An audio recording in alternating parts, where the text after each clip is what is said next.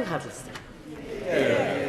Madam Deputy Speaker, I rise humbly and with great sadness to pay tribute to Her Majesty the Queen on behalf of my family, my constituents and the people of Worcestershire. The late Queen was an inspiration and an example to us all. She taught us the true meaning of duty, and she reigned and worked for so long and so hard. More than 85% of the population of this country have never known anybody but the Queen as monarch, and nearly 1/3 of the population say that they have met or seen her.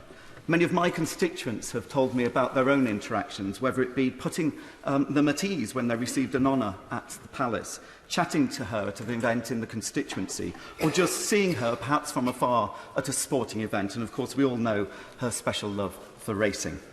Millions more never saw the Queen, but nevertheless felt that there was an intimate relationship there because of the way that Her Majesty communicated. When she gave her Christmas broadcast, it felt like she was there with us in our own homes. When she told us that we will meet again, it was as if she was sending that message to us all individually and personally. And of course, she remains, and will remain for some time, on 29 billion coins and 4.5 billion banknotes. We will be seeing the Queen and thinking of her for a long time to come.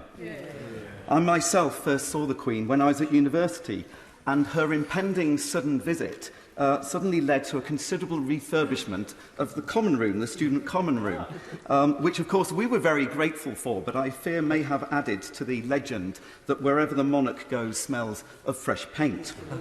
And the last time I saw Her Majesty was at the launch of the Queen's Baton Relay last October outside of Buckingham Palace, where she placed her message to the Commonwealth to be read out at the opening ceremony into the baton, handed it to Kadina Cox, the athlete, and that baton then started its journey around the 72 nations and territories of the Commonwealth, including many of the constituencies and members in this room.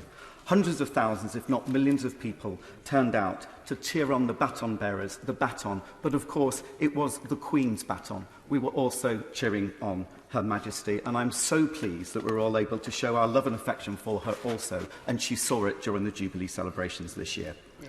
Madam Deputy Speaker, the Queen was the epitome of duty, service, dignity and grace.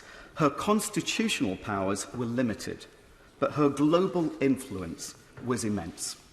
Because of the way she conducted herself, the way she wore the crown, no matter what any of us here can do, it will be as nothing to what a call, an invitation or a visit from Her late Majesty could do.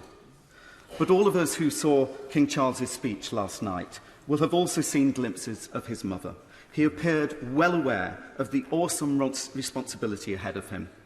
He was regal yet relatable, expressing love and warmth that consoled us all. So we say goodbye to the Queen and the Elizabethan age, but we will never forget her. May she rest in peace. God save the King.